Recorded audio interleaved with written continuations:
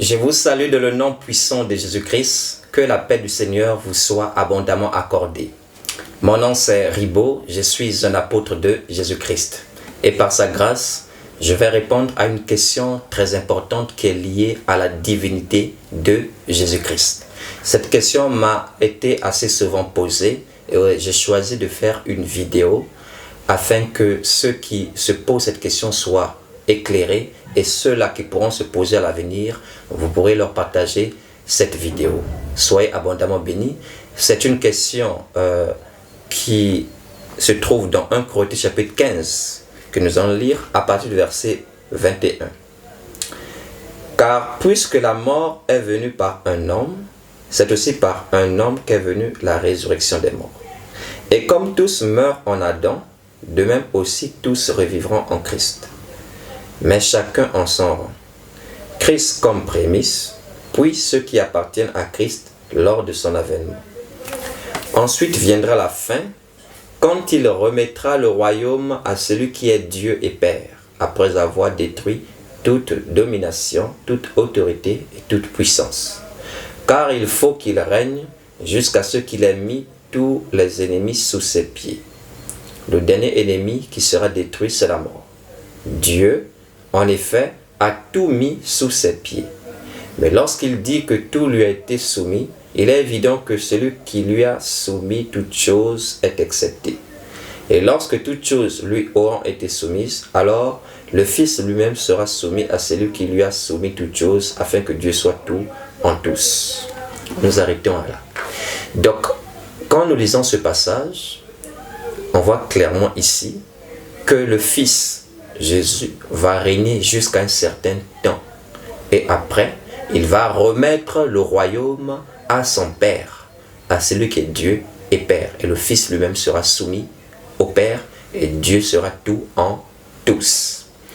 Donc, ceux qui distinguent Jésus et Dieu, ceux qui disent que Jésus n'est pas Dieu le Père, brandissent souvent ce passage pour dire que si Jésus est Père, comment expliquez-vous qu'ici, après son royaume, il va remettre encore son royaume à celui qui est Dieu et Père? J'espère que vous avez votre Bible avec vous. Restez attentifs, soyez concentrés.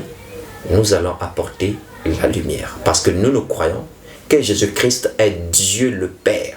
Selon Ésaïe chapitre 9, 5 à 6, Jean chapitre 14, 7 à 9. Il est le Dieu véritable et la vie éternelle. 1 Jean chapitre 5, verset 20, verset 21. Ésaïe chapitre 5, verset 4 jusqu'au verset 6. Nous pouvons multiplier les passages. Déjà, au passage, je vous demande d'aller télécharger le fichier MP3 qui se trouve sur notre site internet www.fondementdesapôtres.com. À l'onglet audio, vous trouverez un enseignement intitulé La divinité de Jésus-Christ, où vous aurez des passages clairs et des explications profondes concernant la nature divine de Jésus-Christ. Il est Dieu le Père, je vous le rassure, à la lumière des Écritures. Alors, donc, comment alors expliquer ce passage? D'abord, nous sommes ici dans Corinthiens, on va revenir au chapitre 2 de 1 Corinthiens, chapitre 2, un texte que j'aime beaucoup, c'est le verset 9. Écoutez. Mais comme il est écrit, ce sont des choses que l'œil n'a point vues, que l'oreille n'a point entendues et qui ne sont point montées au cœur de l'homme. Des choses que Dieu a préparées pour ceux qui l'aiment. Dieu nous les a révélées par l'Esprit, car l'Esprit sonde tout, même les profondeurs de Dieu. Lequel des hommes, en effet, connaît les choses de l'homme si ce n'est l'Esprit de l'homme qui est en lui? De même, soulignez bien ce qui va suivre. De même, personne ne connaît les choses de Dieu si ce n'est l'Esprit de Dieu.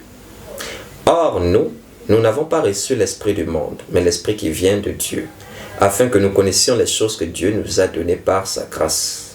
Et nous en parlons, non avec des discours concernant la sagesse humaine, mais avec ceux concernant l'Esprit, employant un langage spirituel pour les choses spirituelles. Et quand vous lisez le verset 14, on dit, l'homme animal ne reçoit pas ces choses. C'est une folie pour lui. Donc, nous comprenons que ce sont des choses qui ne viennent point de l'homme. Ce n'est pas monté au cœur de l'homme. Ce sont des choses qui viennent de Dieu. Ce sont des choses que l'homme ne peut pas sonder. Pour comprendre comprendre ces choses, ici on parle des enseignements du Christ, on parle de l'évangile ici. Pour comprendre cela, il faut avoir le Saint-Esprit qui sonde les profondeurs de Dieu. Car personne ne connaît les choses de Dieu si ce n'est l'Esprit de Dieu. Et nous avons reçu l'Esprit qui vient de Dieu afin de connaître ces choses-là. Voyez-vous? Et c'est pourquoi on dit, nous, on n'emploie pas un discours de la sagesse humaine. On n'emploie pas le langage charnel. Ce n'est pas la philosophie, ce n'est pas la théologie ici. Mais nous employons un langage spirituel pour des choses spirituelles. Donc, si vous êtes un homme spirituel, vous allez alors comprendre ce langage spirituel que je vais vous adresser en me basant sur des choses spirituelles.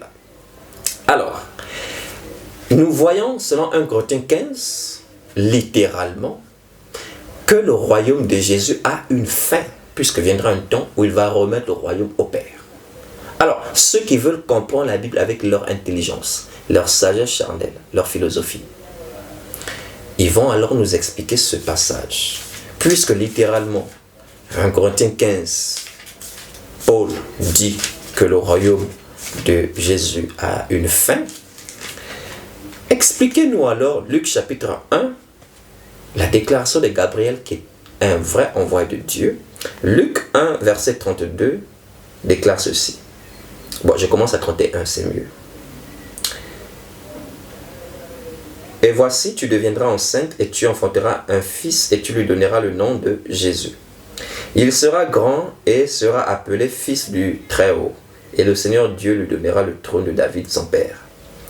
Il régnera sur la maison de Jacob éternellement. Soulignez bien cela. Il régnera sur la maison de Jacob éternellement et son règne n'aura point de fin.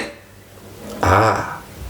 Ici, Gabriel dit que Jésus va régner éternellement sur la maison de Jacob. Et son règne n'aura point de fin. Tandis que quand nous lisons 1 Corinthiens 15, on voit que son règne a une fin. On voit que son règne n'est pas éternel. Alors, question. Est-ce que la Bible se contredit? Non. Ah, si nous prenons cela charnellement, donc la Bible se contredit. Une deuxième question. Entre Paul et Gabriel, nous choisissons lequel? Puisque Paul dit que Jésus, son royaume aura une fin, il va remettre son royaume à son Père. Gabriel, qui est un ange envoyé par Dieu, dit que ce sera éternel, que ça n'aura point de fin. Qui a raison? Nous disons, les deux ont raison. C'est parce que les gens ne les ont pas compris qu'ils voient une contradiction, parce qu'ils sont charnels, ils sont terrestres. Nous sommes célestes. Nous allons prendre un autre texte, un prophète, c'est Daniel. Nous prenons Daniel. Est-ce que donc le royaume de Jésus, est-ce qu'il va le passer à un autre, c'est-à-dire à son Père? Nous prenons Daniel, chapitre 7, et nous lisons à partir du verset 13.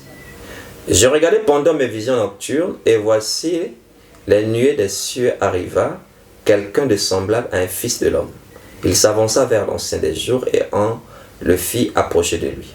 On lui donna la domination, la gloire et le règne, et tous les peuples, les nations et les hommes de toute langue le servirent. Sa domination est une domination éternelle qui ne passera point, et son règne ne sera jamais détruit. Qui est ce Fils de l'homme? C'est Jésus-Christ. Sa domination ne passera point à un autre, c'est écrit. Son règne n'a pas de fin, ce ne sera jamais détruit. Alors, mes frères, comment comprendre toutes ces choses? Eh bien, c'est simple.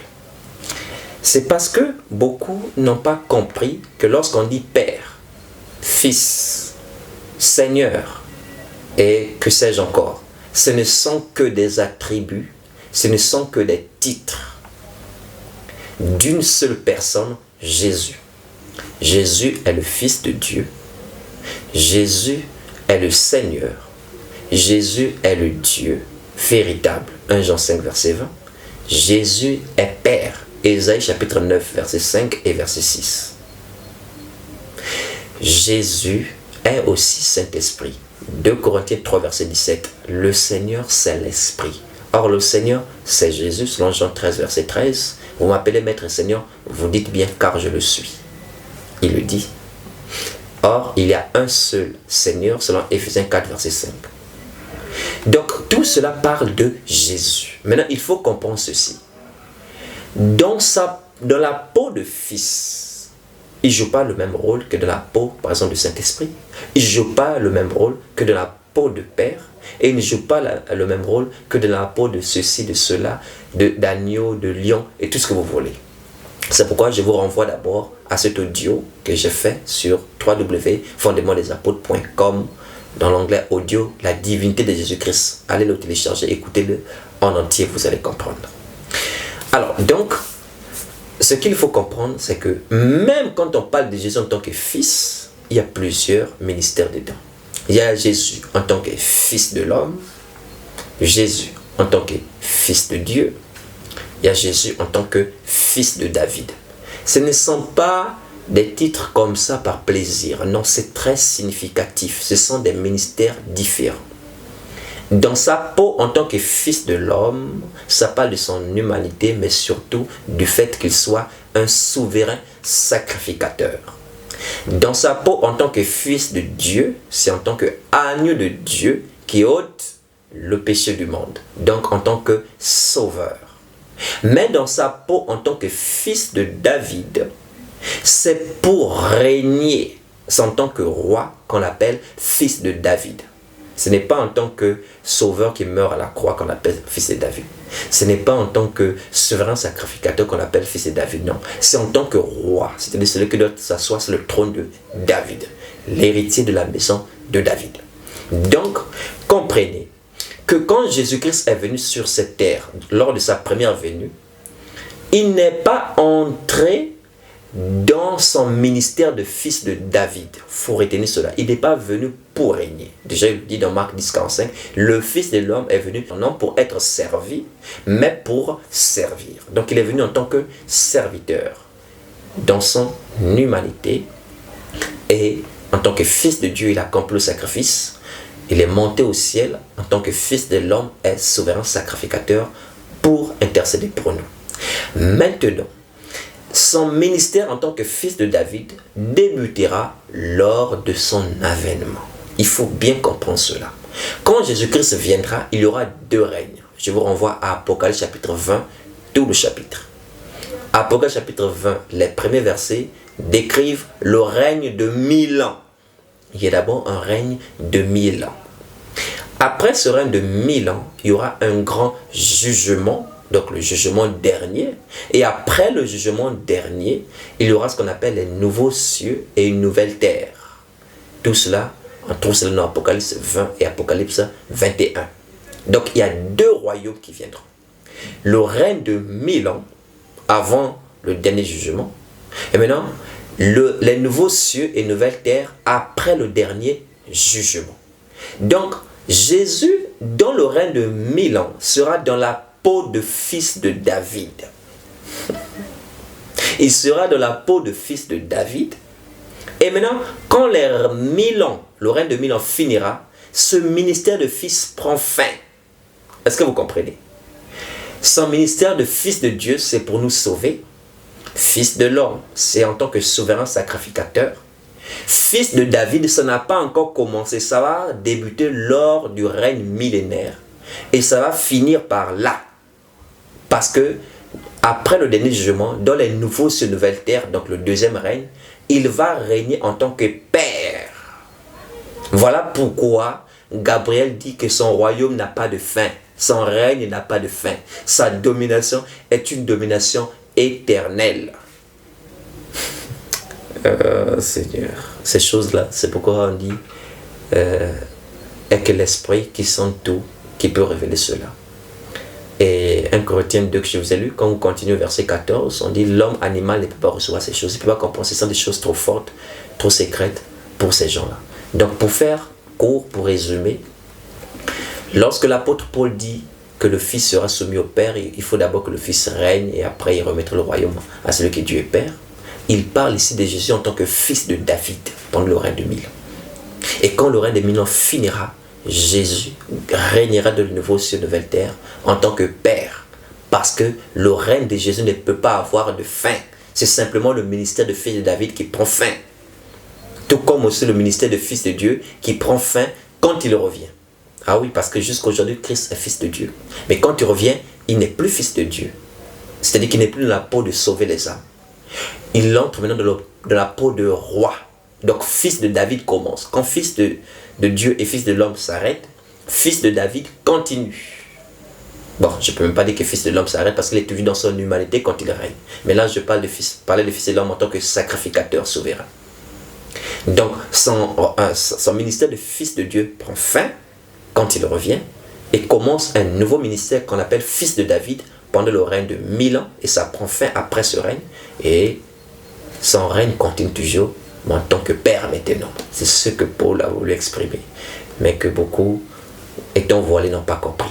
Donc j'espère vous avoir apporté la lumière sur ce sujet. Vous pouvez réécouter en boucle afin que ça vous pénètre plus profondément. Retenez selon Luc 1, 31 à 33 et Daniel 7, 13 à 14 que le règne de Christ n'a point de fin.